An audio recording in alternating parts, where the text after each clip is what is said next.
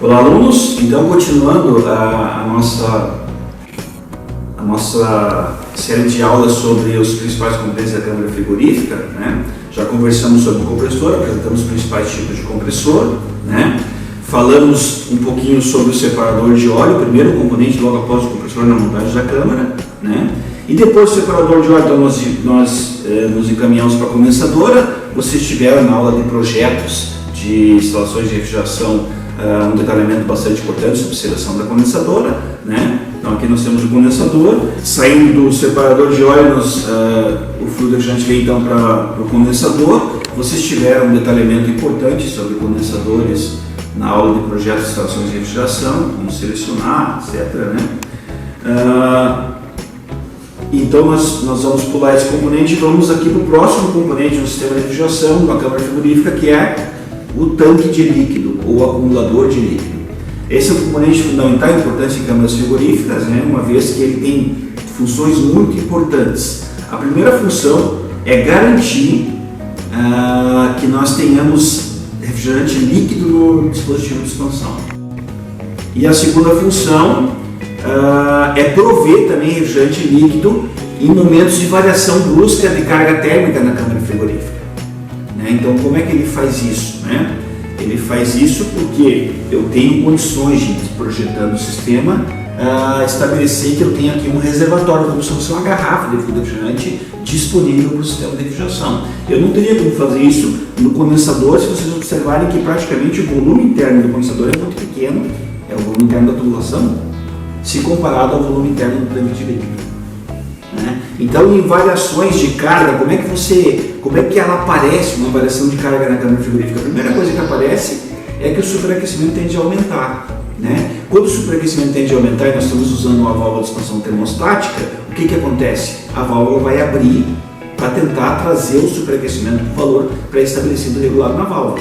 Quando ela abre, permite a passagem mais do refrigerante. Então eu preciso ter essa reserva, né?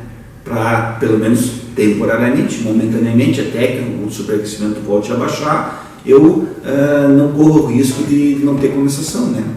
Naquele fluxo, naquele regime que não é permanente nesse momento, né?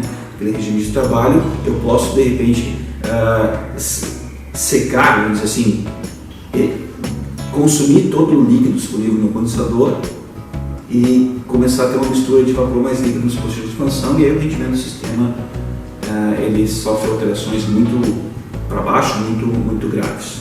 Então são duas funções importantes do tanque de líquido.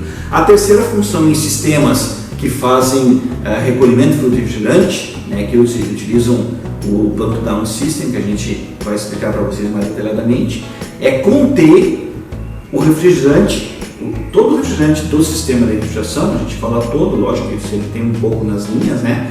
Mas conter toda a carga de fluido refrigerante nessa garrafa aqui, que é o tanque de líquido. Então, para efeitos de dimensionamento e por segurança, nós vamos selecionar um tanque de líquido que consiga conter toda a carga de fluido refrigerante do sistema de refrigeração em 80% da sua capacidade. Então, 80% desse volume aqui deve conseguir conter todo o fluido refrigerante à pressão de trabalho. Então essas são as principais informações sobre o tanque de líquido. Leiam o material que eu passei para vocês também e até o nosso próximo vídeo. Olá, alunos! Então, continuando nossa sequência de vídeos sobre os componentes do circuito de refrigeração de uma câmara frigorífica, vou falar para vocês do último componente antes de retornarmos ao compressor, que é o acumulador de sucção ou separador de líquido. O formato externo dele é muito parecido com o tanque de líquido, é uma garrafa, né? Até que se não tiver uma indicação, fica difícil de saber quem é quem, né? Mas ele tem uma diferença fundamental na construção, né? O separador de líquido, como o próprio nome diz, né, tem como função principal separar refrigerante líquido de refrigerante na fase de vapor. Caso, eventualmente, mesmo com todas as proteções, ocorra o retorno de líquido pela linha de sucção, o separador de líquido vai proteger o compressor. Como que ele vai proteger o compressor?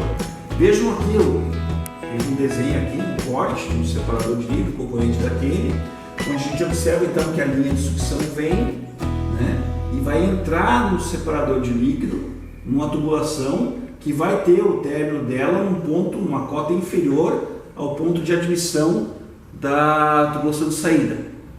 Então, de novo, lembrando lá do separador de óleo também, por diferença de densidade, o que é líquido tende a ficar aqui embaixo, né? Não vai ter mais dificuldade de mudar de direção para vir aqui para cima, mudar de velocidade, então ele tende a vir por inércia aqui para baixo do tanque de líquido, e o fluido de fase vapor tem mais facilidade, então ele desacelera e vai retornar então pelo tubo de saída, indo então para o compressor. Eu representei aqui, não sei se vocês observaram, mas observe que tem um pontinho, né, no final dessa curva. O que é esse pontinho? Esse pontinho, ele é na verdade um orifício calibrado, como se fosse um mini dispositivo de expansão. E a ideia é que na operação normal do compressor, e especialmente nos momentos de recolhimento de carga, por isso que o Top-Down System também é muito importante para a câmara frigorífica, o que vai acontecer? Quando você vai recolher a carga, o compressor vai funcionar até que o pressostato comande por baixa pressão o desligamento do compressor.